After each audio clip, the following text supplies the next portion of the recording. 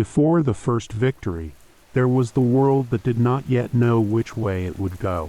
This was the quality of the early world, not the chaos of the absolute beginning, not the indifferentiated condition before the earth and the sky had found their forms. The world had form by now, had the mountains and the sea and the sky above and the deep earth below, had the Titans in their enormous elemental quality moving through it with the force of beings who were the world's own nature expressed as consciousness and will. The world had form, and it had the two great forces pressing against each other, the old order and the new, the Titan age and the thing that was coming to replace it, and the quality of the outcome was not yet decided. In that undecided quality, Nike existed. She had always had the wings. They were not given to her, not the gift of a divine patron, not the reward for something achieved. They were her, from the first moment of her existence, as natural to what she was, as the quality of the deep water was natural to her mother, and the quality of the force was natural to her father. They were large and they were white, and they had the particular quality of wings that were made for speed rather than for the soaring. Not the wide, slow wings of the eagle riding the thermal, but the wings of the thing that moved with the directness and the certainty of the arrow, the wings that knew where they were going before the flight had begun. Her father was Pallas. He was a Titan, not one of the 12 great Titans of the first generation, not Kronos or Oceanus or Hyperion, but one of the second quality of the Titan world, the beings who carried in their natures the forces that the great Titans had produced in the world simply by being what they were. Pallas carried in his nature the quality of the battle and the spear throwing, the quality of the force that expressed itself in the direct and physical contest. He was enormous in the way of the Titans, the enormity that was not simply the physical scale, but the quality of a nature that was the nature of a world force, expressed in the form of a divine being. Her mother was Styx. Styx was different from all the other presences in the world of the early gods, different in a way that was felt immediately by any being who came into her presence. The quality of the deep and the binding and the absolute that was hers and no one else's. She was the river of the underworld, not a goddess who ruled the river, but the river itself in the way that Gaia was the earth itself, the deep water that moved through the lowest and most fundamental level of the world, carrying in its current the quality of the unbreakable. The gods swore their most sacred oaths by Styx because the oath sworn on her waters was the oath that could not be broken without the most severe of all divine consequences. To swear by Styx was to swear by the most fundamental binding force in existence. Nike was born from these two, from the battle force of the Titan and the binding deep water of the Oceanid, came the being who was the quality of the decisive, the quality that was present when the force of the contest and the absolute binding of the outcome came together in the single moment of the turning. She was born from force and from permanence, from the quality of the physical contest and the quality of the thing that once decided could not be undecided. Her siblings shared the quality. Kratos was strength, the raw and fundamental force of the thing that was stronger than the thing it was stronger than, the quality of the power that did not need to be clever or swift or subtle, because it was simply more than the thing opposing it. He had the quality of the immovable, the force that held its ground with the certainty of the thing that knew it could not be moved. Bia was force, different from strength in the way that the directed force was different from the held force.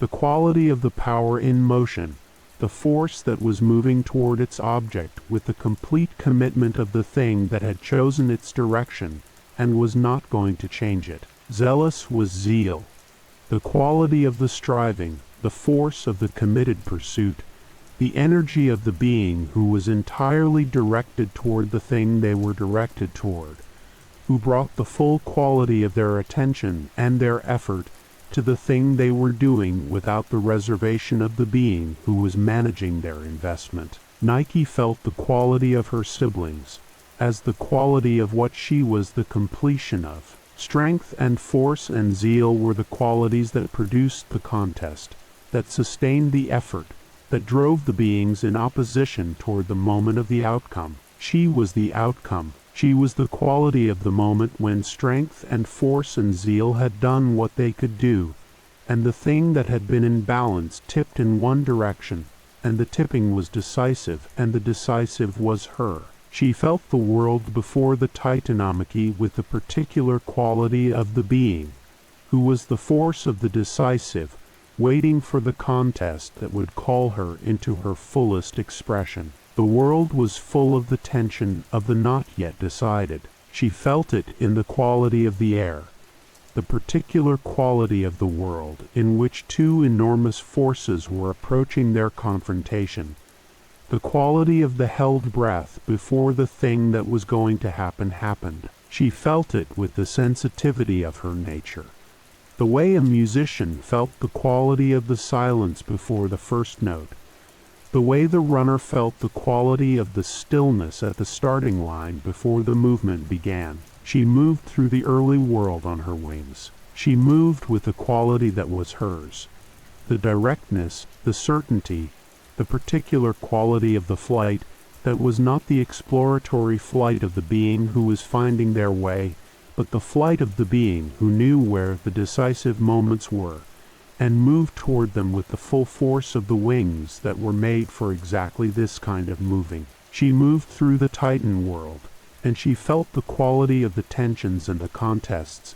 and the small decisive moments that the world produced before the great decisive moment arrived. A river finding its course through the resistance of the stone. She was there, two stags at the edge of a forest meeting in the quality of the rut, the particular contest of the natural world, the force against the force, the outcome in the balance. She was there, the particular quality of the storm overcoming the quality of the clear sky, the weather's own contest, the force of the weather system pressing against the stability of the established atmospheric condition. She was there. She was present at all the small decisive moments of the early world with the quality of the being who was the decisive, who felt the turning of the outcome as the most direct and immediate experience available to her, who was most completely herself at the exact moment when one thing overcame another,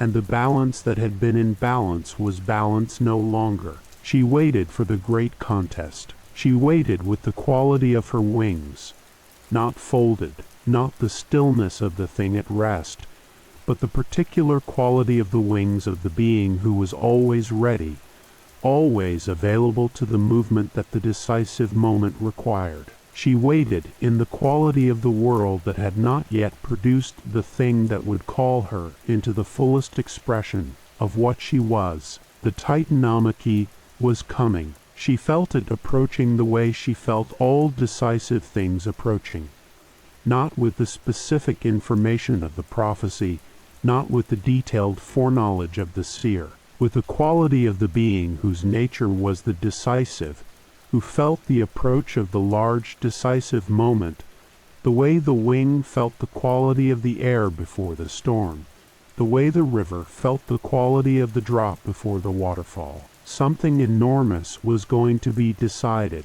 and she was the quality of the deciding. She opened her wings to the early world and felt the quality of the approach with the full and luminous attention of the being who was entirely herself in the waiting, entirely herself in the anticipation, entirely and completely the force of the victory in the world that had not yet produced the victory that would define all the ages that followed. The wings caught the quality of the early air, and she was ready. The wings caught the quality of the early air, and the world held the tension of the not yet decided, and Nike moved through the approaching quality of the great contest with the full luminous attention of the being who was entirely herself in the waiting, and the Titanomachy was coming with the inevitability of the large, decisive thing that had been building for long enough that its arrival was not a surprise but a completion.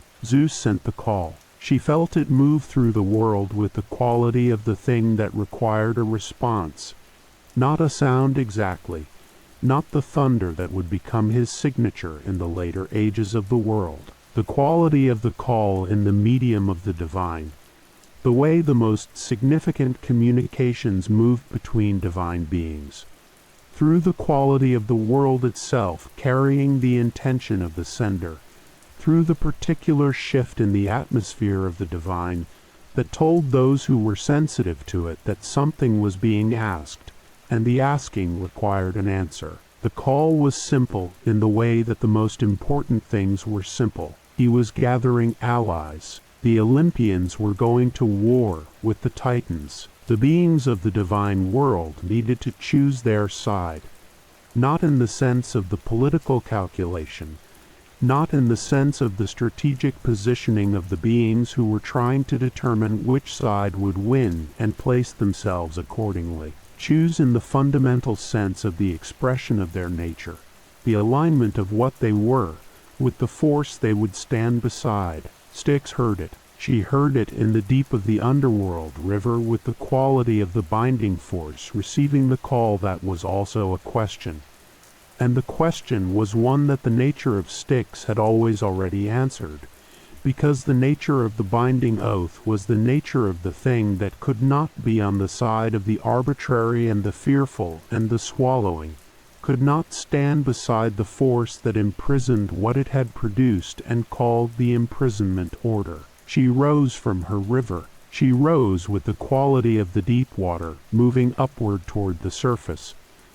Not the quick and surface movement of the river in its ordinary course, but the quality of the deepest water finding its way upward, through all the layers of the world, with the patient and complete certainty of the thing that had decided its direction, and was not going to be diverted. She rose, and she gathered her children, Nike and Kratos and Bia and Zealous, and she moved toward Olympus with the quality of the mother who understood what the moment required and was bringing to that moment everything that the moment needed. Nike felt the quality of the going. She felt it with the full luminous attention she brought to everything.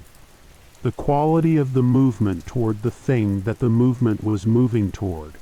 The particular quality of the approach to the place where the decisive was going to be made. Her wings caught the quality of the air in the direction of Olympus, and she felt the rightness of it.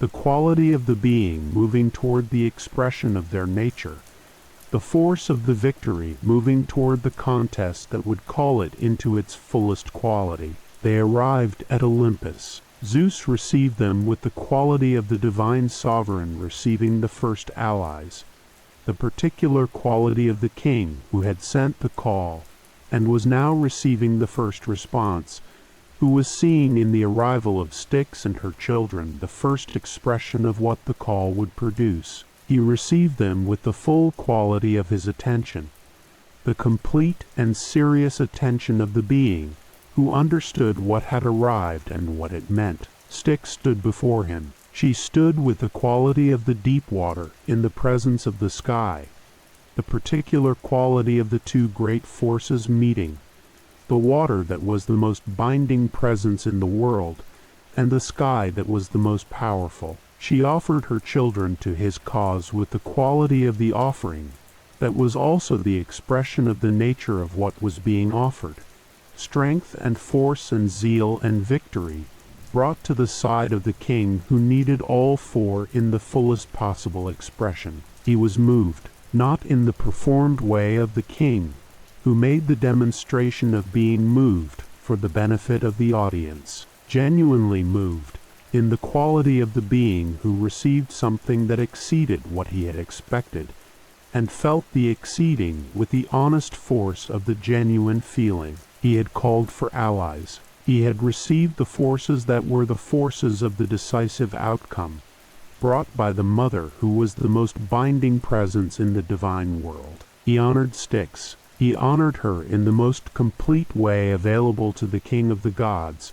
He made her waters the oath of the divine, the most sacred and the most binding of all the possible oaths that any god could swear. To swear by Styx was to make the oath that could not be broken without the most severe of all divine consequences, to make the most binding of all possible commitments in the most permanent of all possible forms. He elevated the river of the deep to the foundation of the divine order's most fundamental structure. Then he turned to Nike. He looked at her with the quality of the king of the gods, looking at the force of victory with the full awareness of what he was looking at.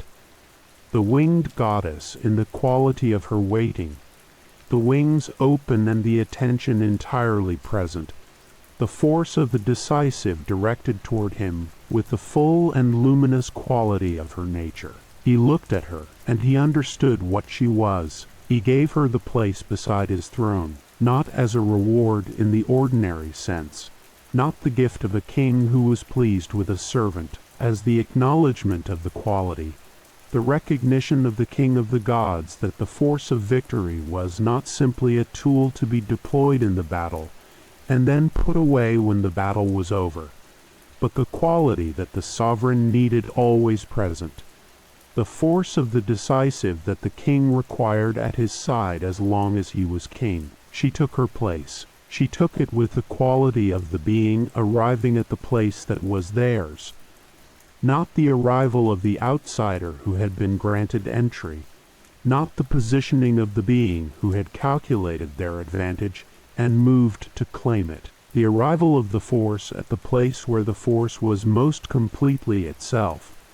The quality of the decisive finding the position from which the decisive could be most completely expressed. The throne of Zeus was the center of the divine world, and at the right hand of the throne, always from that moment forward, Nike. She felt the quality of the position with the full honesty of her perception. It was not a simple position. To be always at the side of the most powerful being in the world was to be always in the quality of the power's expression, always in the presence of the thing that the power produced, the decisions and the judgments and the commands and the consequences, the full and complex range of what it meant for the most powerful being in the world to exercise that power across all the ages of the divine world's existence. She did not simplify it. She received it in the quality of the being who understood that her place was not the decoration of the throne, but the expression of the most fundamental truth about the throne. That the king without the quality of the victory was not the king in the fullest sense. That the sovereignty required the decisive. That the force of the winning was not the supplement to the power, but the quality of the power at its most complete. The Titanomachy had not yet begun, but the choosing was done. She felt the quality of the choice settled around her, with the certainty that was her nature's most fundamental quality. The certainty of the thing that had found its direction, and was not going to change it. The certainty of the winged force that had opened its wings toward the thing the wings were made for, and felt in the opening the quality of the right and the true and the entirely itself. The world below Olympus held the tension of the approaching war. She felt it with her wings. The quality of the air carrying the particular charge of the world in which the great contest had been decided upon and not yet begun. The quality of the held breath before the first movement. The quality of the balance that was still in balance but would not be in balance for much longer. She was ready. Kratos was beside her with the quality of the strength that did not need to demonstrate itself, because it was simply what it was. Bia was beside her with the force that was already directed, already in the quality of the committed movement. Zealous was beside her with the zeal that was the fire of the full and entire commitment. And she was Nike, the victory that had not yet been won, but that was present in the quality of the choosing, present in the force of the beings who had come to Olympus with their mother at the first call, present in the quality of the king who had honored what had come to him with the full expression of his authority, present in the particular quality of the winged goddess at the right hand of the throne of the king of the gods on the day before the great war. The wings were open, the war was coming, and she was the quality of its outcome, not yet expressed, not yet the victory that the ages would remember, but present in the quality of the preparing and the choosing and the standing at the side of the king with the full force of what she was directed toward the thing that was coming. The air above Olympus had the quality of the before, and she breathed it, and was entirely herself in the breathing. The air above Olympus had the quality of the before, and she breathed it with the full luminous attention of the being who was entirely herself in the anticipation. And the choosing had been made, and the position had been given, and the force of strength and force and zeal were beside her, and the king of the gods was on his throne, and the Titanomachy was no longer approaching but arriving with the quality of the large inevitable thing, whose arrival was the completion of everything that had been building toward it. The war began. It began not with a single moment that could be pointed to as the beginning, not with a declaration or a first blow, or the crossing of a specific line that established the before and the after.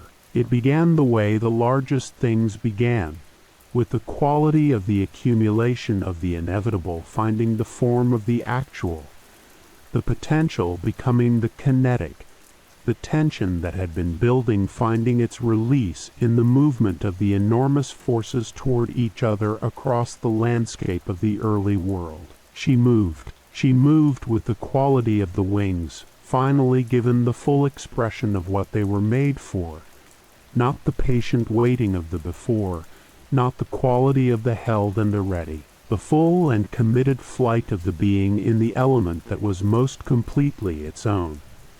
The wings finding in the air above the battlefield the particular quality of the air that was hers, the air of the decisive and the turning and the moment when one thing overcame another.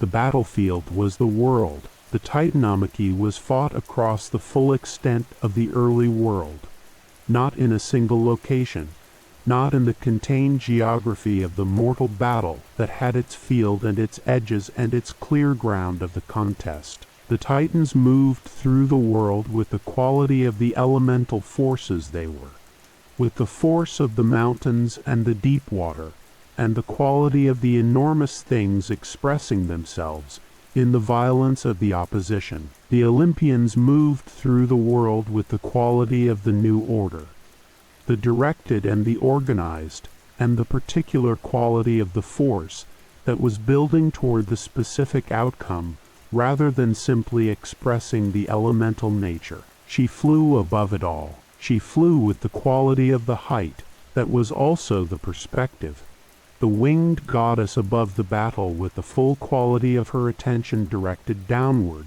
toward the turning moments, the moments of the decisive that were her nature and her domain. She felt them before they were visible, the way she had always felt the decisive moments, not through the specific information of the prophetic vision, but through the quality of the being whose nature was the decisive, who felt the approach of the turning the way the water felt the approach of the drop. The battle turned many times. This was the quality of a war that lasted 10 years, not the single decisive moment of the short and violent conflict, but the long accumulation of the decisive moments across the full span of the decade, the balance tipping one direction and then the other, the Olympians finding an advantage, and the Titans pressing back, the quality of the enormous forces in genuine opposition producing the particular quality of the long war that was not the foregone conclusion but the genuine contest. She was present at every turning. At the moment when Poseidon's trident struck the ground and the earthquake moved through the roots of the mountains where the Titans had taken their position, she was there, wings open, the quality of the decisive present in the quality of the ground giving way beneath the force of the sea, God's blow. She felt the turning arrive with the full force of her nature, and she was in it completely. The victory energy present in the moment of the Olympian advance with the particular luminous quality that was her presence at the turning. At the moment when Zeus's lightning found its mark in the dark of the night battle. She was there, the quality of the decisive present in the quality of the light cutting through the dark, the particular quality of the lightning that was not only the force of the sky, but the force of the sky directed with the precision of the king, who understood what the moment required. She felt the quality of the bolt arriving at the target with the full force of her nature, felt the turning of the battle in the quality of the aftermath of the strike. At the moment when the Cyclops gave their gifts, this was the turning that she felt most completely. The moment when Brontes and Steropus and Argus brought the thunder and the lightning and the trident and the helmet of invisibility to the Olympians. The moment when the craft of the deep earth was added to the force of the new sky. The moment when the balance of the war shifted in a way that was not simply the advantage of a single moment, but the structural shift that would determine the outcome. She flew above the Cyclops as they gave their gifts. She felt the quality of the structural decisive with the full force of her nature, the particular quality of the moment that was not simply the turning of a single battle, but the turning of the whole. The moment when the quality of the contest changed in a way that was not going to change back. She felt it with the wings open, and the luminous attention entirely present, and the full force of the victory energy expressing itself in the quality of the moment. The hecatoncheires changed everything. When Gaia freed the 100-handed ones from the deep earth, and they joined the Olympian side, Nike felt the quality of the arrival of the overwhelming. The hecatoncheires were not simply more force added to the Olympian side. They were the quality of the force that exceeded the frame of the contest, the force so far beyond the ordinary scale of the battle, that the battle itself was changed by their presence into something that was not quite a contest anymore, but the expression of an outcome that had already been decided. She felt this. She felt the quality of the decisive in its most complete form. The moment when the balance was not simply tipped, but was tipped so far in one direction that the tipping was final, was the expression of the outcome rather than the continuation of the contest. She felt it with the full force of what she was, the victory energy present in the quality of the 100 hands each, hurling 300 boulders at the Titan positions, with the overwhelming force of the beings who had been held in the deep earth for all the ages of the Titan rule, and were now releasing the accumulated force of all that holding. The Titans fell. She was there at the falling. She was there with the wings spread, and the full luminous quality of her presence in the moment of the greatest victory in the history of the divine world. The Titans overcome, the Olympian order established, the 10 years of the Great War finding their resolution in the quality of the decisive that was the most decisive thing that had yet occurred. She felt the quality of the victory arriving, not with the noise of the triumph, not the performed quality of the celebration that would come later, the feasting and the honoring and the establishment of the new order in the quality of the victorious, the pure and immediate quality of the decisive moment itself, the quality of the balance finally and completely tipped, the quality of the thing that had been in contest for 10 years, finding its resolution in the arrival of the outcome. It was the most complete expression of what she was. She hung above the final moments of the Titanomachy, with the wings fully open, and the full force of her nature expressed in the quality of the moment, and she felt the quality of it with the entire force of her being. The victory that was the most significant victory in the world's existence present in her as the most complete expression of what she had always been. Then the quality shifted. The battle was over. The decisive had been decided. The force of the contest that had called her into the fullest expression of her nature was completing itself in the quality of the aftermath. The Titans bound and sent to Tartarus, the world reorganizing itself around the fact of the Olympian victory, the new order establishing itself in the quality of the settled and the complete. She felt the shift with the honesty she gave to everything. The quality of the victory in the moment of the decisive was one thing.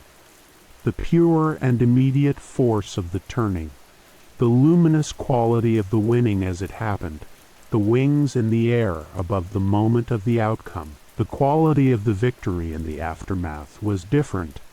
Not less real, not less hers, but different in the way that the river in the moment of its most forceful expression through the narrow gorge was different from the river in the quality of the broad and the settled after the gorge had given way to the plain. She descended. She came down from the height of the battle sky toward the quality of the aftermath below, toward the Olympians in their victory and the world that the victory had made, toward the king of the gods who was now the king of the gods in the completed sense rather than the contested sense. She came down with her laurel. She came down with the quality of the tending, the other face of what she was, the face that the battle sky had not required, but that the aftermath required completely, the face of the goddess of victory, who understood that the winning was not only the moment of the decisive, but the quality of what was done with the decisive after it had occurred.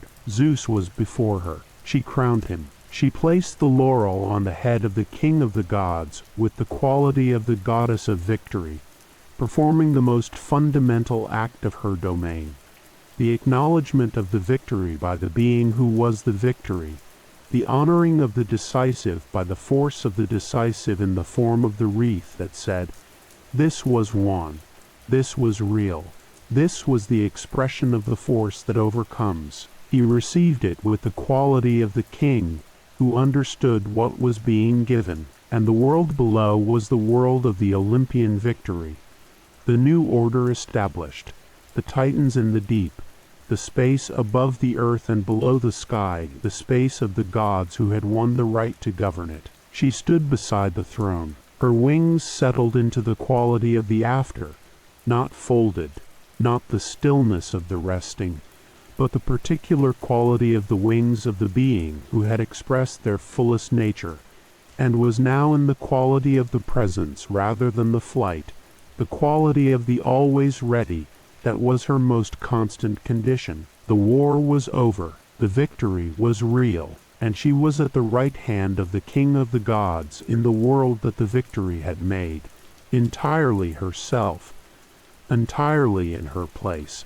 the wings carrying the quality of the air of the Titanomachy's decisive final moments still in their feathers. She breathed, and was the force of the victory in the world that the victory had made possible. She breathed the air of the new world, and the victory was real, and the Titans were in the deep, and the Olympian order had established itself across the full extent of the world that the decisive had made.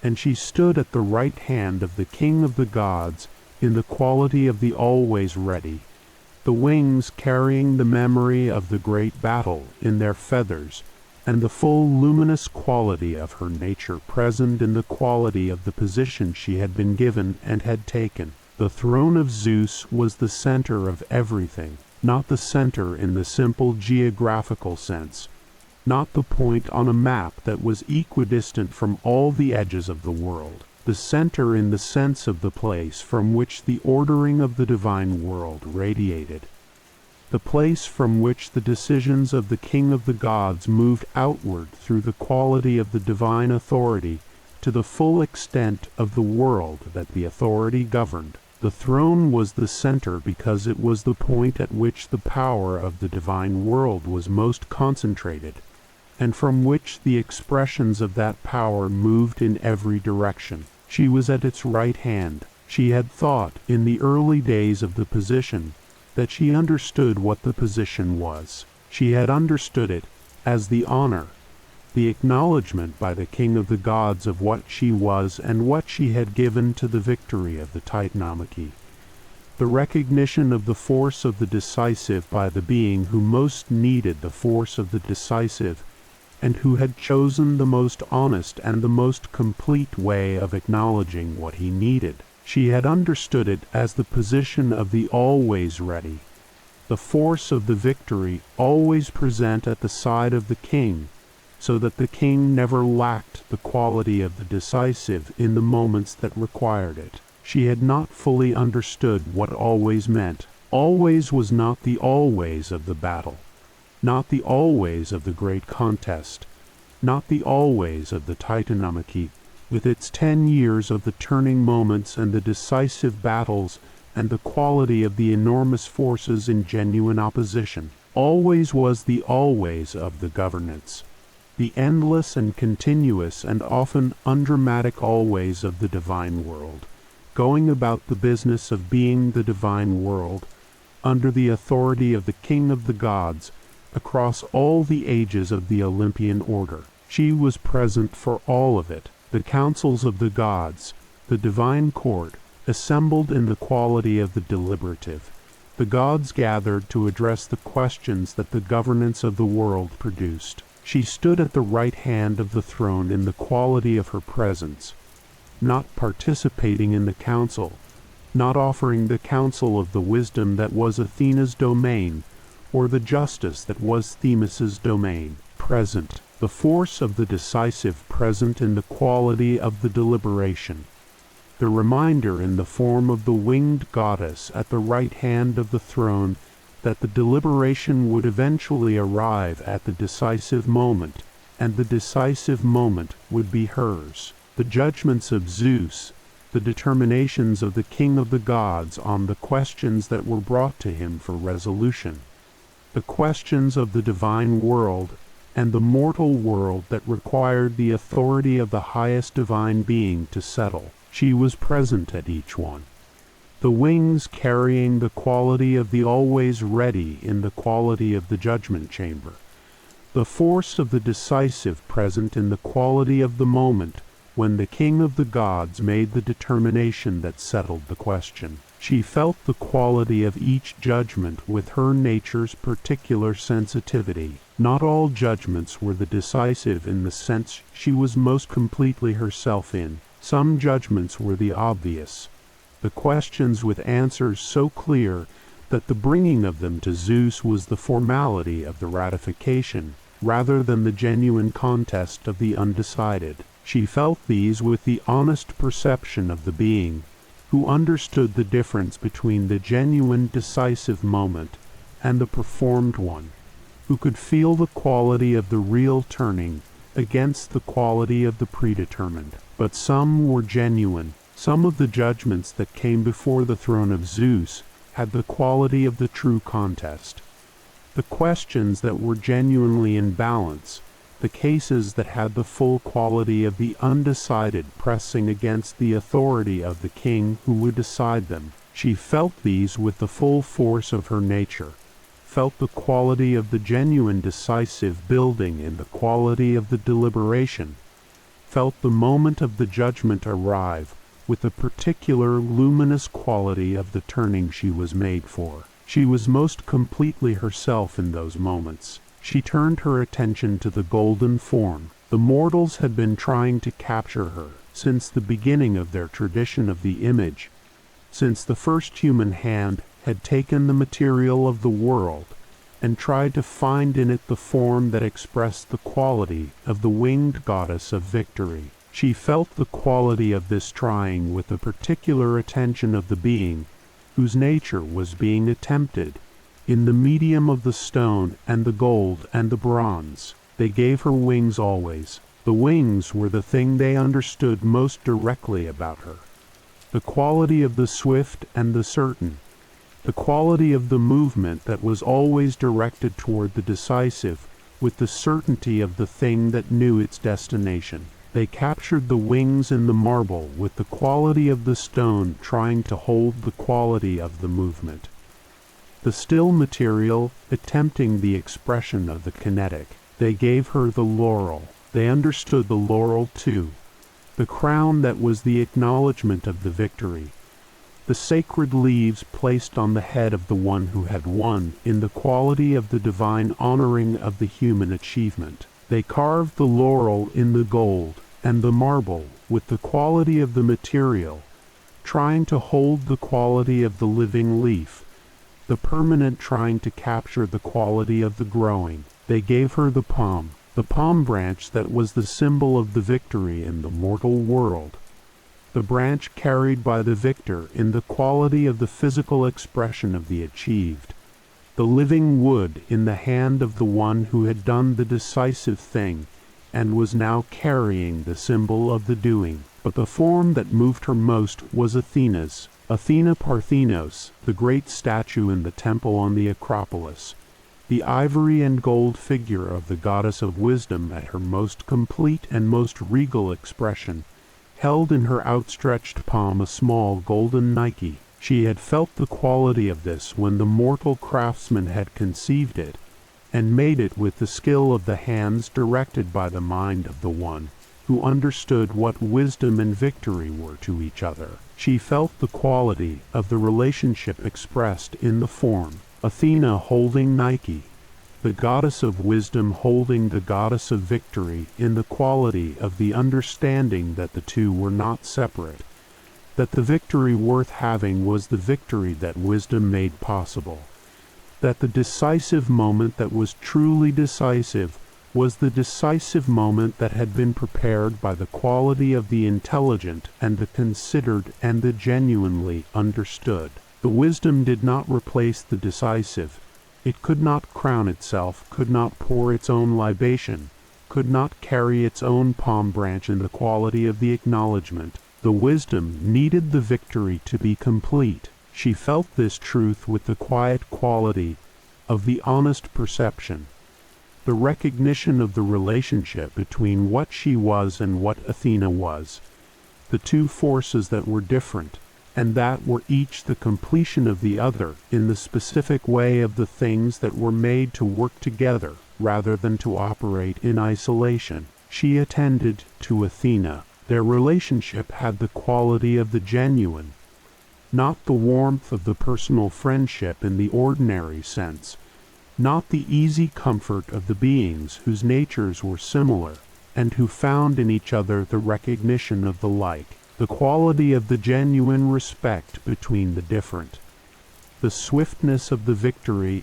and the depth of the wisdom attending to each other with the full honesty of the beings who understood what the other was, and what the other was for, and why both were necessary. She moved through the quality of the Olympian age. She moved with the wings in the quality of the always ready, present at the throne when the throne required the quality of the decisive, moving through the world when the world produced the moments of the turning that called her into the fullness of her expression. She moved between the divine court and the mortal world with the quality of the being whose domain was not a specific location, but a specific quality of the moment, the quality that was present wherever the decisive was present, and that was therefore present wherever the world produced the contest, and the contest produced the turning. She felt the quality of her position with the honesty she gave to everything.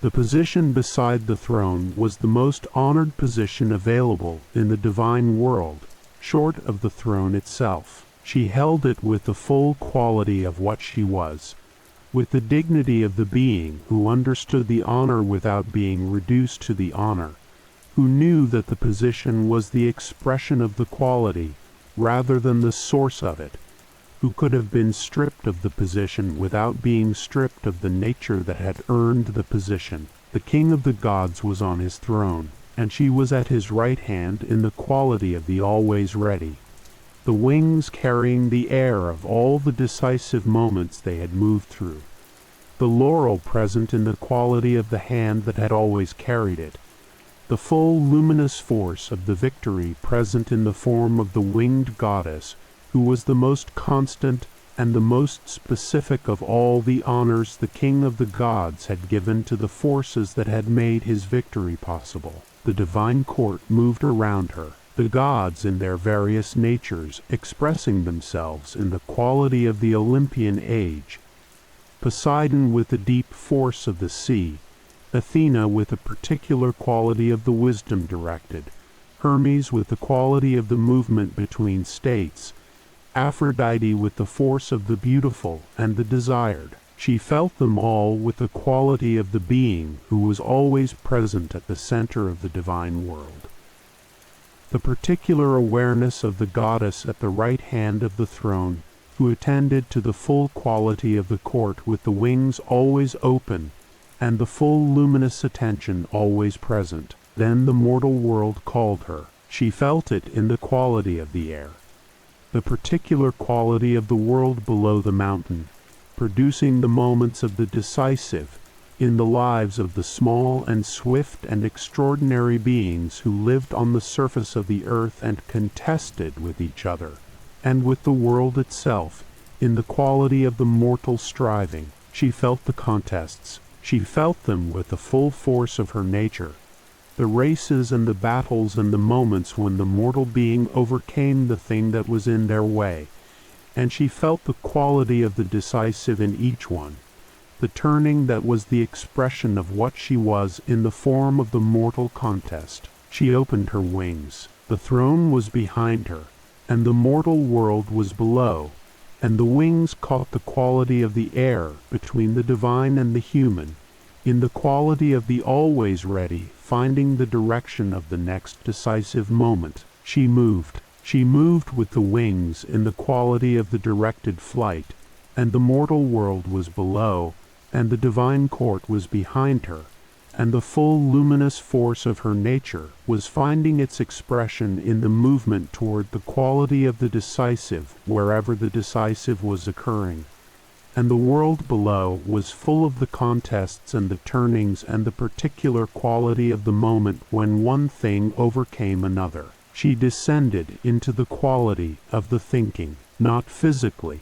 She did not land in any specific place, and sit in the quality of the reflection in the way of the mortal philosopher, sitting at the edge of the agora, with the quality of the considered thought. She descended into the thinking in the way of the being whose thinking was also the quality of the flight, the thought moving through her with the same directness and the same certainty as the wings moved through the air, arriving at the place the thought was going with the quality of the thing that knew its direction. She thought about what she was. This was the question that the position beside the throne and the long ages of the Olympian governance had given her the time and the perspective to attend to with the full quality of her honest perception, not the question of who she was. She knew that with the certainty of the nature that had been present in her since the first moment of her existence. The deeper question of what the quality was that she embodied, what the victory actually was in its fullest and most honest expression. Victory was not the outcome. This was the first and the most important understanding, the one that the mortal world most consistently missed in its celebrations of the one and its grief for the lost. The outcome was the result. The victory was the quality of the moment that produced the result, the moment of the decisive itself, the turning, the quality of the thing that tipped the balance from the undecided to the decided. The outcome was what the scoreboard showed. The victory was what happened in the quality of the moment before the scoreboard changed. She had been present at the outcomes. She had been present at countless outcomes across all the ages of the divine and the mortal world. The Titanomachy and its resolution, the battles of the mortal world, the races of the Olympic Games, the contests of skill and strength and endurance, and the particular quality of the human will pressing against the quality of the human limit. She had been present at all of them, and she had felt in her presence at all of them the quality that was hers, the quality of the decisive moment, the moment of the turning. The outcomes were often clear before they occurred. This was the honest truth of the observation she had made across all the ages of the watching. that many of the victories she had been present at had the quality of the inevitable in them, the quality of the outcome that had been determined by the forces in play long before the moment of the decisive arrived. The stronger force had won, the better prepared side had prevailed, the runner whose training had been most complete had crossed the line first. The outcome had been, in many cases, the expression of the quality that had been accumulated before the contest began, but the moment of the decisive was still the decisive. This was the subtlety that required the most careful attention, that the inevitability of the outcome did not reduce the quality of the decisive moment, did not make the turning less real or less significant, or less the expression of what she was. The runner whose training had made them the fastest had still needed to run the race. The force that had been accumulating its advantage had still needed to express that advantage in the specific and actual quality of the contest. The inevitability was the potential. The decisive moment was the actual. She was the actual. She was the quality of the potential becoming actual in the specific and irreversible moment of the turning. The force that was present when the accumulated quality of the preparation and the training and the building of the advantage found its expression in the moment that decided the outcome. The outcome might have been inevitable. The moment of the decisive was still the moment when the inevitable arrived, and the arrival was what she was. She thought about the complexity. Every victory was also someone's defeat. She held this with the full and honest quality of her perception, not with the discomfort of the being who did not want to look at what was true, not with the grief of the being who could not hold the difficult truth without being overwhelmed by it, with the honest and complete attention of the being who understood that the decisive moment was the decisive moment for both sides, that the quality of the turning was the quality of the one side finding what the other side could no longer sustain. She had been present at the victories. She had felt the quality of the winning in the full force of her nature, the luminous and certain quality of the decisive moment as it was experienced from the side of the one. She had felt it completely and honestly, had been the force of the victory in the moment of the victory with the full expression of what she was. She had also felt the quality of the losing, not as her domain. Her domain was the winning, the decisive moment from the perspective of the one who prevailed. But she was present at the moment that was the winning for one side and the losing for the other, and the presence was the presence at both simultaneously. And the honest perception of the being who was the quality of the decisive could not receive only one side of what the decisive produced. She had felt the Titans falling. She had felt the quality of the victory of the Olympians, and she had felt it completely, and it had been the most complete expression of her nature that she had yet experienced. And she had also felt, in the quality of the honest perception she could not turn off, the quality of the Titans in the falling, the enormous and elemental forces of the first divine age, finding the decisive moment from the other side, finding the quality of the turned balance from the position of the one whose balance had been turned against them. She did not feel guilt for this. Guilt would have been the wrong quality, the quality of a being who believed the decisive moment should not have gone the direction it went, who wished the outcome were different,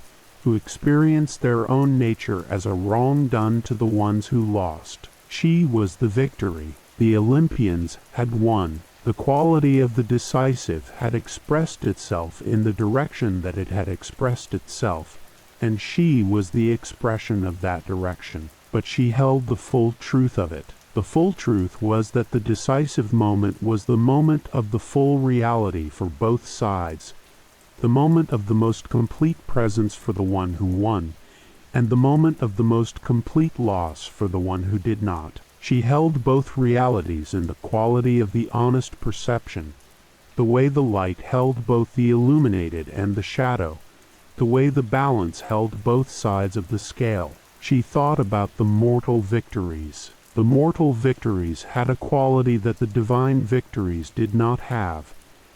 The quality of the particular and the brief. The quality of the winning that was significant precisely because the mortal life was the mortal life, and the contest was the expression of what the mortal could achieve in the specific and limited span of the mortal existence. A god who won a contest had won a contest. A mortal who won a contest had won something that was a significant proportion of the time available to them, had spent a significant portion of the brief and irreplaceable resource of the mortal life in the preparation and the effort and the striving that the winning required. She moved through the mortal world with this understanding. She moved through the races and the battles and the contests of skill with the full quality of her attention given to the particular and the specific, not the abstract victory, not the general quality of the decisive, but this victory, this runner, this moment of the turning that was occurring in this specific life, at this specific point in the brief and irreplaceable span of the mortal existence. She attended to each one. She attended to the runner whose preparation had been the preparation of years. The early mornings and the long roads and the particular quality of the will that returned to the training on the days when the body did not want to return to the training, the accumulated quality of the thousands of sessions that had built the capability that the race would express. She felt the quality of that preparation with the full force of her attention. The years of the building present in the quality of the runner at the starting line. She felt the race begin. She felt the quality of the bodies finding their pace in the early stages. The particular quality of the runner's intelligence applied to the contest, the calculation of the effort and the reserve, and the timing of the moment when the full expression of the accumulated capability would be released. She felt the quality of the field, the other runners with their own years of preparation, their own accumulations of the capability, their own calculations of the effort and the timing. She felt the moment of the decisive approaching. She felt it with the full force of her nature. The quality of the balance in the race beginning to shift, the particular runner whose preparation had been most complete beginning to find the quality of the decisive in the final stage of the contest. She felt it approaching with the particular luminous quality that was her awareness of the decisive, the quality of the turning that was not yet arrived, but was on its way with the certainty of the thing that had always been on its way. The decisive arrived. The runner found the final reserve, the quality of the effort that exceeded what the body had thought it had available, the quality of the will that was more than the calculation, the quality of the decisive that was not only the expression of the preparation, but the expression of something that the preparation had made possible but had not itself produced. The quality of the being in the decisive moment, finding what only the decisive moment could find. She was there. She was there with the full force of what she was. The luminous and certain quality of the victory in the moment of the winning. The wings in the quality of the air around the decisive moment. The force of the turning present in the turning. The runner crossed the line. She descended. She came down toward the quality of the aftermath. The runner in the quality of the one. The body that had given everything finding the particular exhaustion of the complete expenditure. The quality of the breath returning, and the awareness of the achieved settling into the awareness of the being who had done the decisive thing. She came to tend. This was the quality that the position beside the throne had not fully prepared her for. The quality of the tending, the care that was the other face of what she was, the face of the goddess of victory, that was not the force of the decisive, but the presence in the aftermath of the decisive. She came with the laurel, and she came with the care, and she came with the full quality of the being who understood what the winning had cost and who honored the cost in attending. She was the victory. She was also the honoring of the victory. Both were real, both were hers, and the runner rested in the quality of the one, and she was present with the full luminous quality of her nature in the quality of the care, and the wings were open above the aftermath of the decisive with the quality of the always ready that was never more completely itself than in the moment of the tending. The runner rested in the quality of the one, and she was present with the full luminous quality of her nature in the quality of the care, and the wings were open above the aftermath of the decisive, and she held the laurel in the quality of the hand that had always held it, and the tending was the other face of what she was, as real and as fundamentally hers as the force of the decisive itself. She placed the crown. She placed it with the quality of the hands that understood what they were placing and why the placing mattered. Not the mechanical gesture of the ceremony, not the performed ritual of the prize giving that the mortal world would eventually make of the crowning in the context of the formal and the institutional. The genuine act of the goddess of victory, placing the acknowledgement of the victory on the head of the one who had won it. The acknowledgement made physical in the quality of the living leaves pressed gently against the brow of the victor. The laurel was particular. She had thought about the laurel across all the ages of its association with the victory, thought about it with the quality of the honest and the curious, the attention of the being who wanted to understand not only that the laurel was hers, but why the laurel was hers, what the quality of the plant expressed that made it the right material for the crown of the one. The laurel was Apollo's. Apollo was the god of the light and the truth and the quality of the excellent, the divine being whose domain was the expression of the human capacity at its most refined and its most complete, the god of the music and the poetry and the archery and the healing and the particular quality of the light that was also the light of the understanding. The laurel was his because Daphne had become the laurel, the nymph who had been transformed into the tree at the moment of Apollo's pursuit,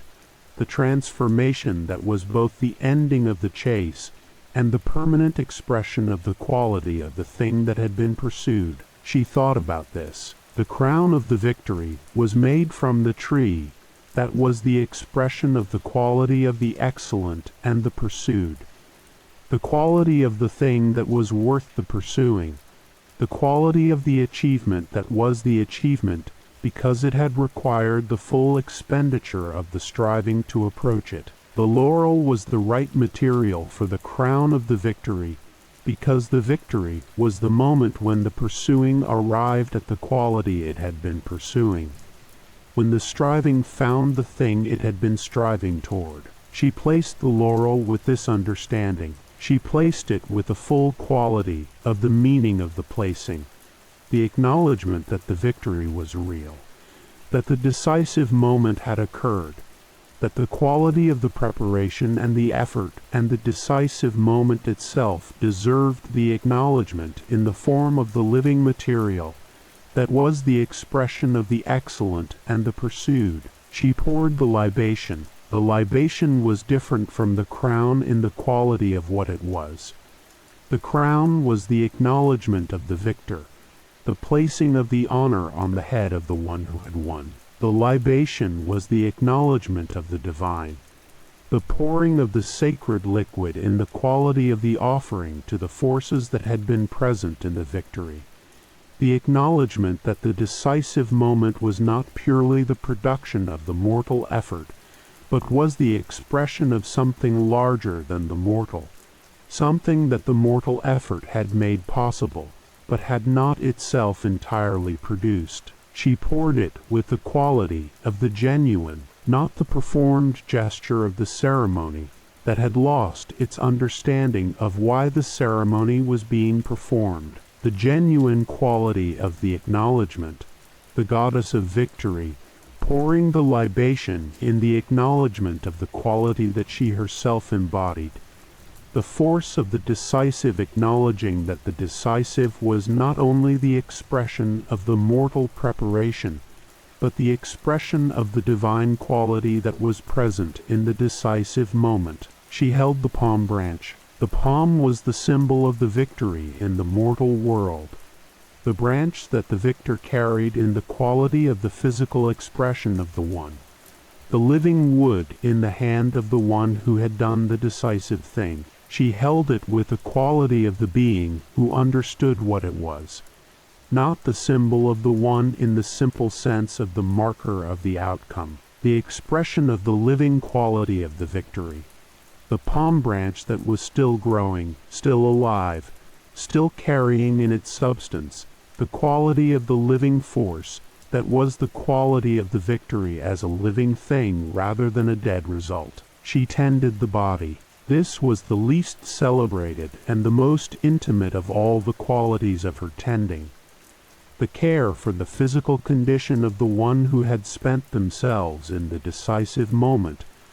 The care for the body that had been the instrument of the winning, and that was now in the quality of the exhaustion of the complete expenditure. She tended it with the quality of the genuine care, the care of the being, who understood that the victory had been produced by this body, and that the body deserved the quality of the attention that the victory deserved. She felt the quality of the exhaustion with the honest perception she gave to everything. The exhaustion of the decisive effort was its own quality, different from the ordinary tiredness of the body that had worked but had not been in the quality of the genuine contest, different from the tiredness of the being who had spent their energy in the ordinary course of the day. The exhaustion of the decisive effort was the exhaustion of the complete expenditure.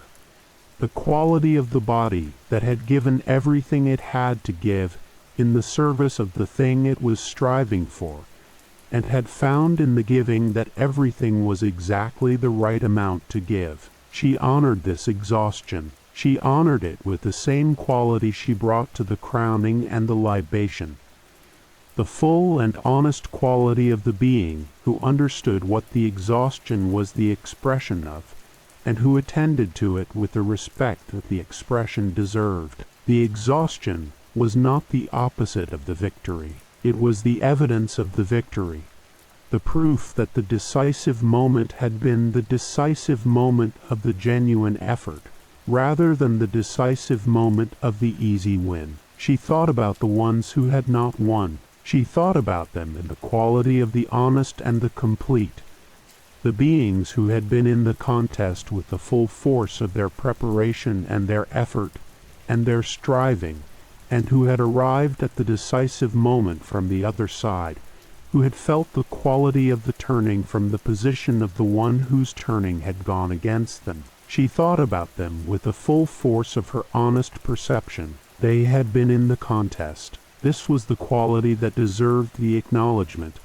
that the ones who had not won had been in the contest, had brought the quality of their preparation and their effort to the field or the track or the arena, had strived with the full quality of what they were toward the thing they were striving toward. The decisive moment had not gone in their direction. The quality of the decisive was not their quality in that specific contest at that specific moment, but the striving had been real. She felt the quality of the striving that did not produce the victory with the honest perception she gave to everything, felt it as the genuine and the significant thing that it was, the full expenditure of the human effort in the service of the thing the human was striving for, the quality of the genuine contest, whether the contest produced the winning or the not winning. She did not crown them. This was the honest truth of what she was and what she was not. She was the victory, and the victory was the decisive moment from the side of the one who prevailed, and the crowning was the crowning of the one who had prevailed, and the ones who had not prevailed were not crowned by her hand in the quality of the same acknowledgement. But she was present. She was present at the contest, and she was present at the decisive moment from both sides, and she was present in the quality of the whole. The full quality of the contest as the expression of the human striving toward the decisive. The quality of the genuine effort of both the winning and the not winning side, present in her awareness with the honest and complete attention of the being who was the quality of the decisive, and who therefore attended to everything that the decisive was the decisive of. She moved through the aftermath of the contest. She moved through the quality of the after. The winners in their crowns and their exhaustions and their particular quality of the being who had done the decisive thing, and was now in the quality of the done, and the not winners in the quality of their own aftermath, their own exhaustion, their own particular quality of the being who had strived with the full force of what they were, and had found that the full force of what they were was not in this specific contest the force that prevailed. She attended to the victor. She attended with the full quality of the tending, the laurel placed, the libation poured, the palm branch carried, the body cared for. She attended with the quality of the genuine care of the being, who understood what the winning had cost, and who honored the cost in the attending. She was the victory. She was also the care in the aftermath of the victory. She was the force of the decisive, and she was the tenderness of the after. The two qualities that were both entirely hers, that were the full expression of what the goddess of victory was in the most complete and the most honest sense. The victor rested. The crown was on their head. The libation had been poured in the quality of the acknowledgement of the divine presence in the decisive moment, and she stood in the quality of the after with the wings open, and the full luminous force of her nature expressed in the quality of the tending, the force of the decisive in the quality of the care, the swiftness of the victory in the quality of the stillness of the after, both entirely real and both entirely hers. She breathed the air of the aftermath. It tasted different from the air of the decisive moment, not the electric and luminous quality of the turning, not the particular quality of the air in the moment when the balance tipped, the quality of the settled and the honored,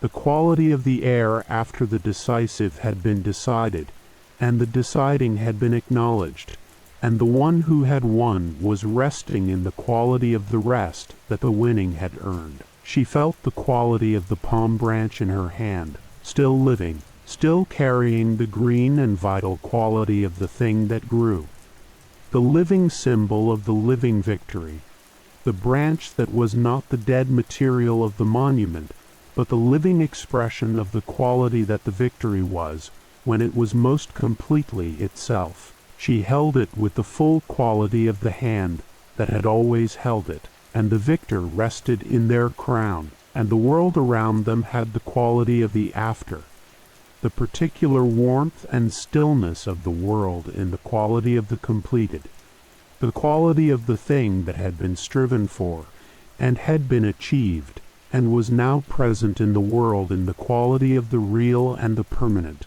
The victor rested in their crown, and the world had the quality of the completed, and she stood in the aftermath, with the palm branch in her hand and the wings in the quality of the always ready. And the quality of the after was the quality of the honored and the settled, and she breathed the air of the completed thing, and felt the world below her in its full and various quality. The contests and the turnings and the particular moments of the decisive occurring across the full extent of the mortal world, in the lives of the small and brief and extraordinary beings who lived on its surface. The Olympic Games called her most completely. She had felt their quality from the first, felt the particular quality of the sacred contest that was different from the ordinary mortal contest, in the way that the thing done in the quality of the divine was different from the thing done in the quality of the merely human. The Olympic Games were the contest in which the mortal striving was directed toward the expression of something that exceeded the individual victory. the contest that was also the offering, the athletic excellence that was also the gift to the divine, the winning that was also the acknowledgement of the quality that the gods valued most in the mortal world. She descended toward Olympia. She felt the quality of the place in the way she felt all places that had accumulated the quality of the decisive across the long years of their use, the particular quality of the ground that had received the footfall of 10,000 athletes across the centuries, the air that carried in its quality the compressed memory of all the races and the contests and the turnings that had occurred in that specific place. Olympia had the quality of the sacred and the athletic combined, the temples and the altars, and the quality of the divine present in the same space as the track and the arena, and the quality of the human body at the limit of its capability. She arrived in the quality of the games. The stadium was full with the particular quality of the gathered, the crowds of the mortal world drawn to the sacred contest,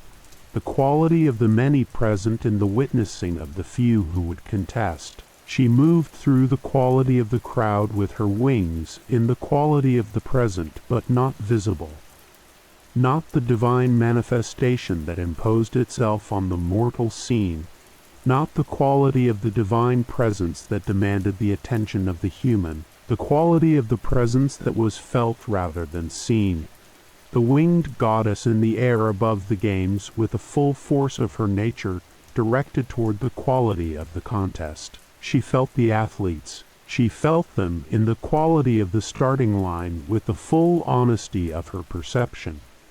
The years of the preparation present in the quality of each body, the training accumulated in the particular quality of the muscle and the breath, and the particular alertness of the being who had arrived at the moment that all the preparation had been building toward. She felt the quality of their readiness with the full force of her attention, the readiness that was not the simple absence of the unready, but the positive quality of the complete preparation finding the moment of its expression. The race began. The bodies moved with the quality of the human form at the fullest expression of its capability, the particular beauty of the athlete in full motion, the quality of the trained body, expressing the accumulated learning of the years in the specific and actual quality of the race. She moved above them with the wings in the quality of the flight that matched the quality of the running, not faster, not the divine speed that exceeded what the mortal could comprehend, but the quality of the presence that was exactly present to the quality of the moment. She felt the field finding its order.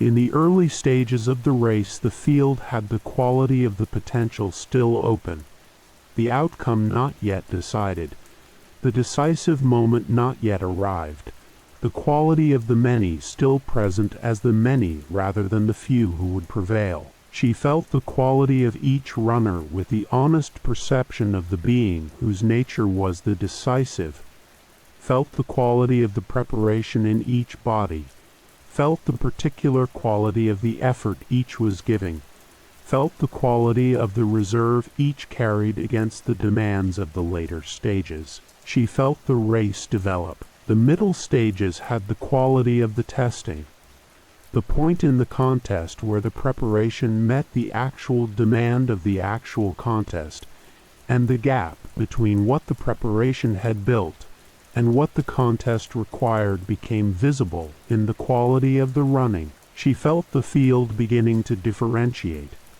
the ones whose preparation had been most complete beginning to express that completeness in the quality of the sustained effort, the ones whose preparation had not been sufficient beginning to feel the quality of the insufficiency in the specific and physical form of the body that could not maintain what the contest required. She felt the decisive approaching. She felt it with the full force of her nature, the quality of the balance in the race approaching the point of the turning, the quality of the field narrowing toward the quality of the one whose preparation and effort and the particular quality of the decisive moment would combine into the winning. She felt the approach with the luminous certainty of the being who was the decisive approaching itself, the quality of her own nature moving toward the fullest expression of what it was, a single runner. She felt the quality of this specific runner with the full and particular attention of the being,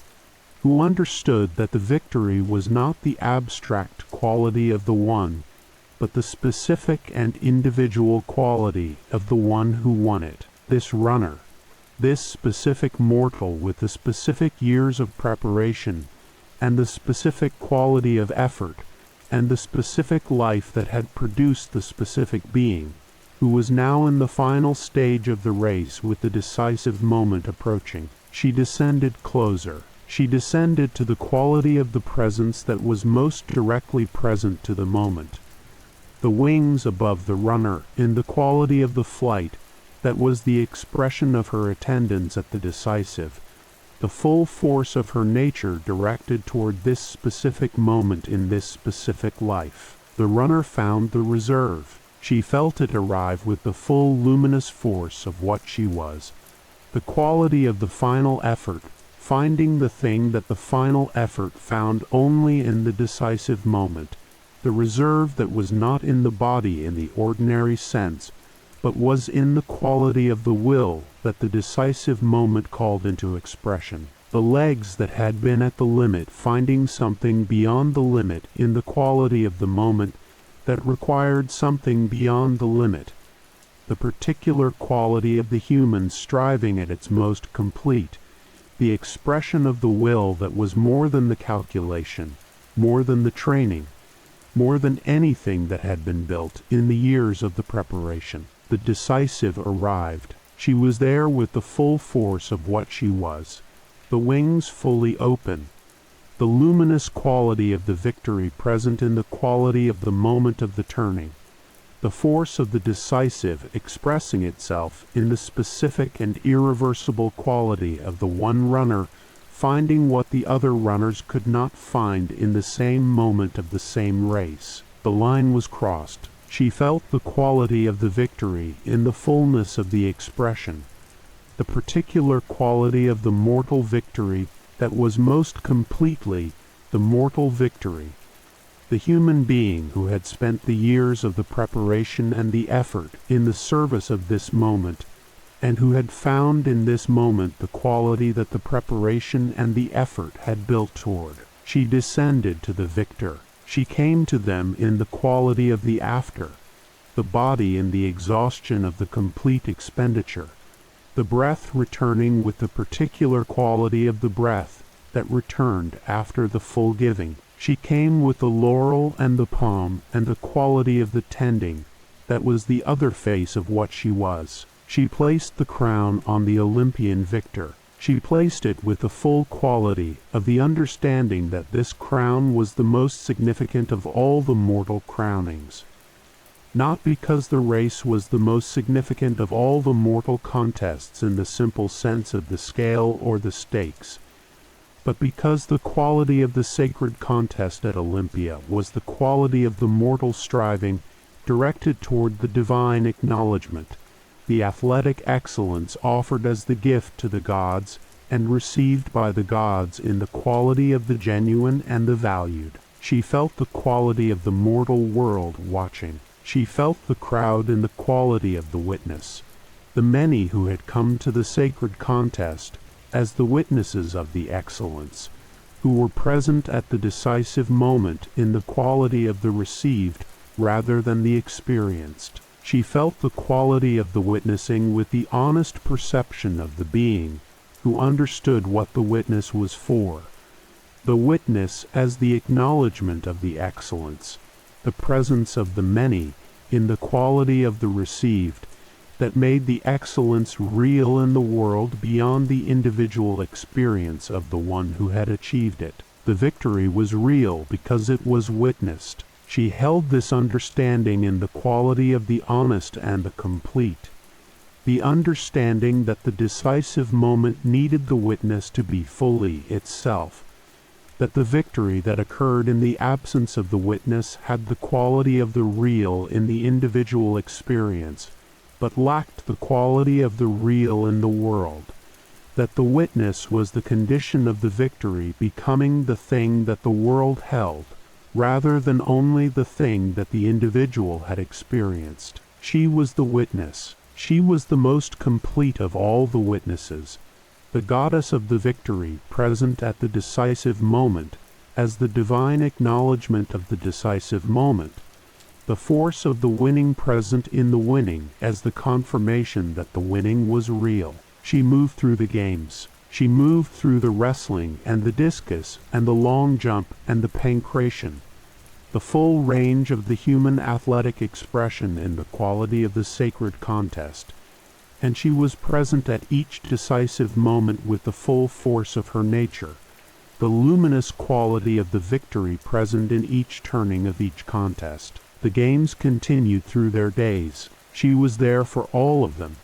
The wings in the quality of the always ready, the laurel always available for the placing, the palm branch always present in the quality of the living symbol of the living victory. The mortal world in the quality of the Olympic Games was the mortal world most completely itself in the expression of the thing she was the goddess of, the human striving toward the decisive, the human body and will and preparation finding in the sacred contest the quality of the expression that was both the most completely human and the most completely directed toward the divine. She breathed the air of Olympia, the sacred contest, the human excellence, the particular quality of the decisive moment occurring in the lives of the mortal beings who had given the years of the preparation to the service of the moment that she was. She was entirely herself in this place, the wings open, the laurel ready, the full luminous force of the victory present in the quality of the sacred games, moving through their days in the particular warmth of the Olympian summer. The sacred games moved through their days, and the laurel was placed on the heads of the victors, and the libations were poured in the quality of the divine acknowledgement, and the palm branches were carried in the quality of the living symbol of the living victory. And she moved through the quality of the Olympic Games with the full force of her nature expressed in the particular warmth of the sacred contest, and the mortal world was most completely itself in the quality of the striving toward the decisive. Then she turned her attention to the monuments, not her own attention exactly. The monuments were the mortal world's attention turned toward her. The human need to find in the permanent material of the stone and the gold and the bronze a form that could hold the quality of the winged and the swift and the decisive in a way that the permanent could hold it, a form that would be there in the morning and the evening and the years after the specific victory had faded from the immediate memory into the quality of the historical. She felt this need with the honest quality of her perception. The mortal world needed the monument because the mortal world lived in time in a way that the divine did not. Lived in the quality of the passing, the quality of the before and the after, the quality of the specific moment as the specific moment that had occurred and was now in the past rather than in the present. The victory was present in the moment of the decisive. It became the past in the moment after the decisive. The monument was the human attempt to keep the quality of the decisive present in the world, after the decisive had passed into the past. She understood this with the full honesty of her perception. She was always present. She was the quality of the decisive, and the decisive was always occurring somewhere in the world, and she was always there in the quality of the occurrence. But the specific victory, the specific turning of the specific contest on the specific day, passed into the past for the mortals who had experienced it, passed into the quality of the memory, and eventually into the quality of the history. The monument said, "This occurred." She walked through the quality of the monuments. She walked through them not physically. She moved through the world in the quality of the flight rather than the walk.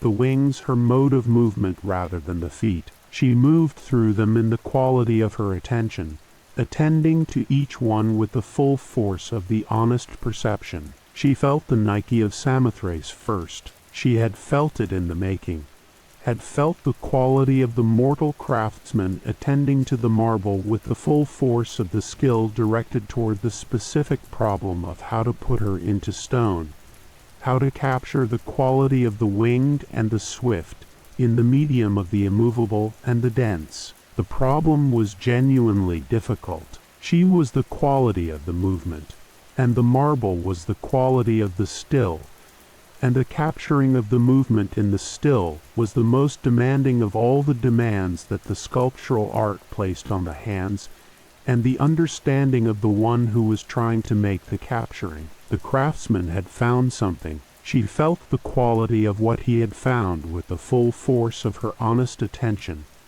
The particular solution to the problem of the movement in the still, that was not the simple reproduction of the body in motion, but something more subtle and more complete than that. The Nike of Samothrace was not simply a figure with wings. It was the quality of the arrival, the figure on the prow of the ship in the moment of the landing. The wings, still extended in the quality of the just finished flight. The robes moving in the quality of the wind that the flight had generated. The whole figure in the quality of the transition between the flight and the standing. She was the moment of the landing. She felt the quality of this with the full force of her perception, the particular genius of the solution, the understanding that the way to capture the quality of the swift in the still was not to show the swift in mid-flight, but to show the swift at the exact moment of its arrival, the moment of the transition between the moving and the still that was itself a kind of still and therefore capturable in the stone. The prow of the ship. She felt the quality of the placement, the figure on the prow with the wings spread and the body in the quality of the just landed and the ship moving through the water below. The whole composition expressing the quality of the victory moving through the world, the force of the decisive present at the forefront of the thing that was moving forward. The ship was the mortal endeavor. She was at its prow, the quality of the decisive at the leading edge of the human enterprise. She felt what the stone had achieved. She felt it with the honest quality that she gave to everything. The acknowledgement of the genuine achievement of the mortal craftsman who had found in the marble the form that expressed the quality of what she was more completely than she had expected the marble to be able to express. The stone was still, and she was the swift, and yet the stone had found in the quality of the arrival the way to be both. The stillness that was also the expression of the movement, the permanent that was also the expression of the passing. She moved to the Parthenon. She moved to the quality of the great temple on the Acropolis, with the full force of her attention directed toward the thing inside it that she had felt since its making. The small golden figure in the outstretched palm of the great ivory and gold Athena that the mortal craftsman Phidias had made in the quality of the most ambitious expression of the divine in the mortal medium. She was in Athena's hand. She felt the quality of this with the full and complex honesty of her perception. The small golden Nike, her own form made small and golden and placed in the palm of the goddess of wisdom, held there in the quality of the relationship between the wisdom and the victory that the form expressed with the completeness of the genuine understanding. Athena was enormous. The great statue filled the interior of the temple with the quality of the divine at the scale of the overwhelming. The ivory skin and the gold of the robe and the helmet and the shield and the particular quality of the face of the goddess of wisdom in the expression of the considered and the directed. She was the full expression of the quality of the divine wisdom at its most complete and its most imposing, and in her palm small golden winged Nike. She felt the relationship expressed in the form, with the quality of the perception that received the genuine and the true. The wisdom held the victory. The goddess of the considered and the strategic held the goddess of the decisive in the quality of the understanding that the decisive was not sufficient without the wisdom that prepared it, that the victory without the wisdom was the victory of the moment, without the understanding of what the moment was in the service of. But the wisdom was not complete without the victory. This was the other half of the truth that the form expressed, that Athena without Nike in her palm was the wisdom without the expression of the wisdom in the decisive moment, the preparation without the thing the preparation was for, the consideration without the conclusion. The goddess of wisdom needed the goddess of victory in her palm to be the full expression of what the goddess of wisdom was in the world. They were each the completion of the other. She felt this with the full and luminous quality of the honest perception, the relationship between the wisdom and the victory, expressed in the form of the great statue, in the quality of the permanent and the golden, more completely than she had felt it expressed in any of the words that had been spoken about the relationship across all the ages of the mortal world's engagement with the question. She moved through the other monuments. She moved through the temples and the sanctuaries and the altars that the mortal world had built in her honor, across the full extent of the world that worshipped the quality of the decisive, the temple at Olympia, and the sanctuary at Athens, and the altars in the cities that had won the victories that had moved them to the building of the acknowledgement of the divine force that had been present in the winning. She felt the quality of each one, not with the quality of the divine ego receiving the honor. She had no divine ego in the sense that required the honor to confirm the nature that the honor was honoring, with the honest quality of the being who understood what the monuments were and what they were for, and who received them in the quality of the genuine acknowledgement of what the genuine acknowledgement was. The monuments were the mortal world saying, "This quality is real." This was the most fundamental quality of the monument, not the specific celebration of the specific victory, not the acknowledgement of the specific victor. The declaration that the quality of the decisive was real, that the force of the victory was a genuine presence in the world rather than the simple mechanical outcome of the forces in play, that the winning was something more than the result of the calculation of the advantages and the disadvantages. She had always known this,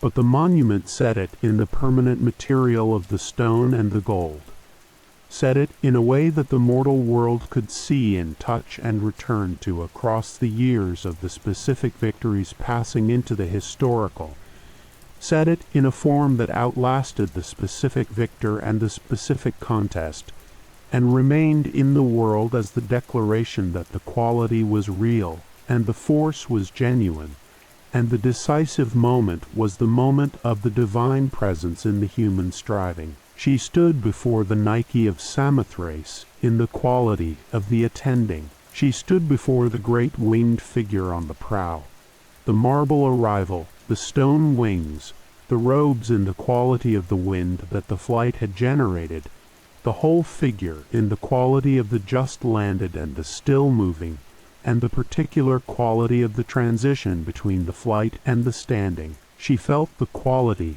of the mortal world's attempt to hold her. The stone was cold and permanent and entirely still. She was warm and swift and always in the quality of the always ready, and yet the stone had found something, had found in the quality of the arrival the form that was both the still and the moving, both the permanent and the passing, both the stone and the wings. She felt the quality of the achievement with the full honesty of her perception. The mortal craftsman had looked at her nature, had looked at the quality of the winged and the swift and the decisive, and had found in the permanent material the form that held the quality not as the reproduction of the movement, but as the expression of the meaning of the movement, the expression of what the movement was in the service of, the expression of the quality of the arrival at the decisive. She was moved, not in the performed way of the divine being,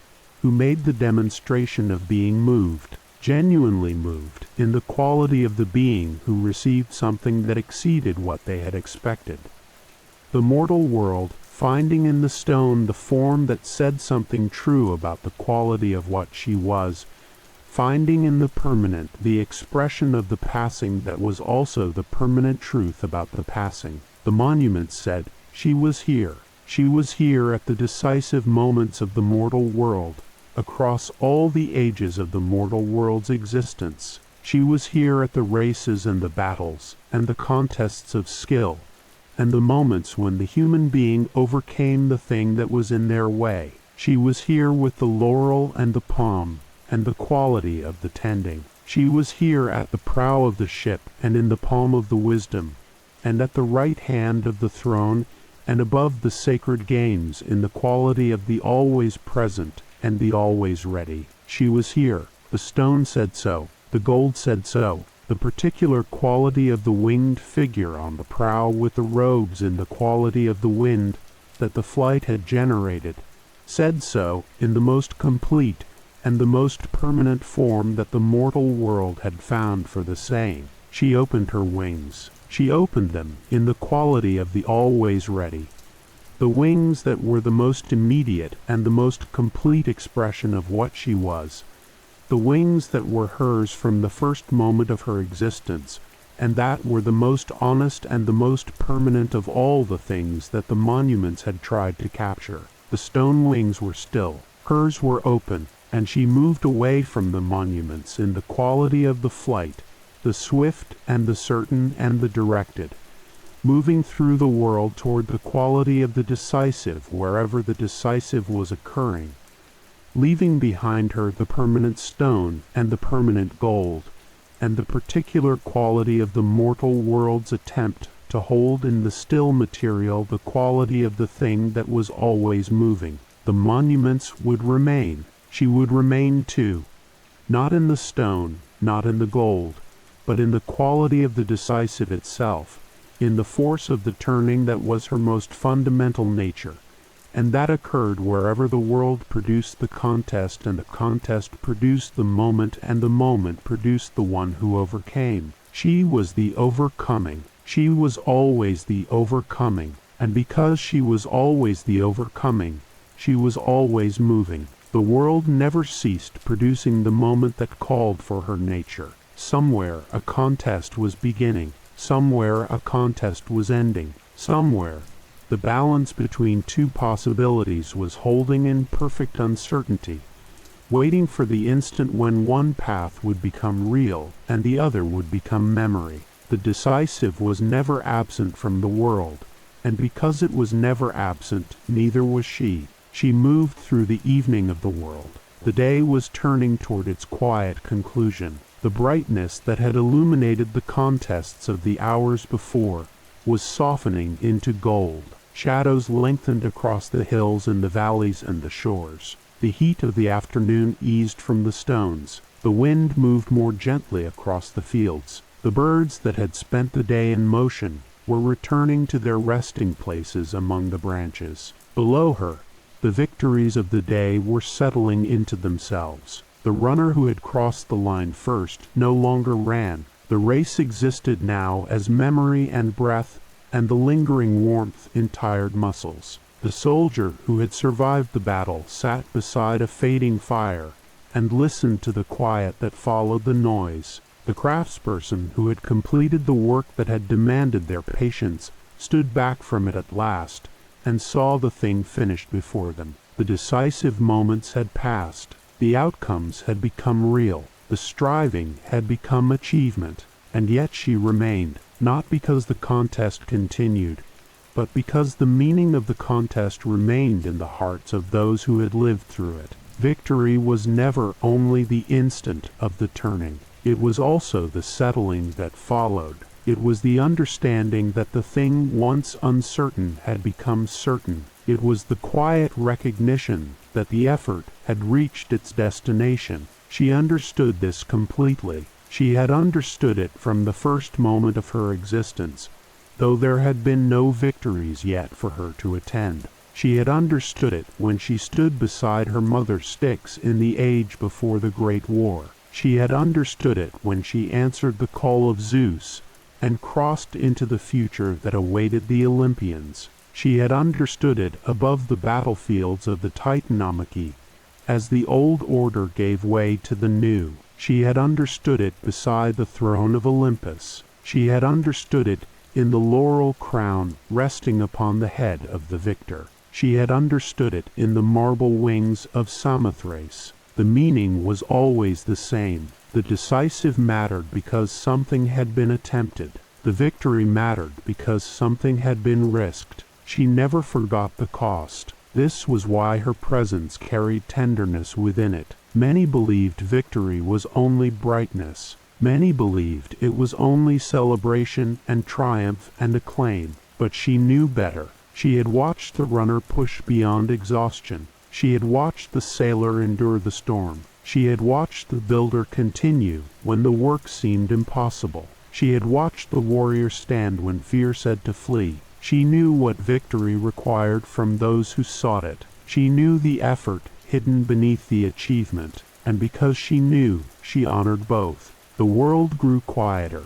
The last contests of the day reached their conclusions. Doors closed, lamps were lit, families gathered, travelers found shelter, voices softened. Above it all, she continued her flight. For Nike, movement was not the opposite of rest. Movement was rest. She had never known stillness in the way mountains knew stillness, or temples knew stillness, or even the immortal gods upon their thrones knew stillness. Her nature was flight. Her peace existed inside the certainty of that flight. She moved with such complete agreement with her own being that movement itself became tranquility. The wind welcomed her. The evening sky opened around her. The first stars appeared. Far below, the world prepared itself for sleep. The victories of the day settled into memory. The defeats settled too, for she knew that every contest carried both. Every decisive moment belonged to more than one heart. The winner carried the brightness of achievement. The loser carried the weight of what had not been attained. Both continued forward into tomorrow, and tomorrow would bring another chance. The world was generous in that way. It never stopped offering new beginnings. She moved above forests silvered by moonlight. She moved above rivers carrying reflections of the stars. She moved above cities and villages and lonely roads. Everywhere she passed, she carried the same quiet certainty. The decisive would come again. The overcoming would come again. The courage would come again, and she would be there. At last her gaze settled upon a single sleeper, only one among countless others, a person resting beneath the cover of night, the struggles of the day behind them, the burdens carried, the obstacles faced, the small victories won. Perhaps no monument would ever record those victories. No statue would rise because of them. No laurel crown would be placed upon their head. Yet she knew their value. The world was built not only from the victories remembered by history, but from the victories known only to the one who achieved them. The difficult conversations spoken at last, the fear endured, the work completed, the grief carried, the temptation resisted, the simple decision to continue. These too were victories. These too belonged to her. She circled once above the sleeping world. The stars burned softly overhead. The earth rested below, and there, between the quiet heavens and the quiet earth, the winged goddess remained in the gentle certainty of her eternal flight. Her wings were open. Her watch was patient. Her presence was warm. Below her, the sleeper rested in the earned peace of a day that had asked for effort and received it. And above them, unseen and unhurried, Nike moved through the darkness with the same luminous grace she had carried since the first moment of her existence, keeping her endless watch above the sleeping world. Her wings spread wide in the night, present as gently and as faithfully as victory itself.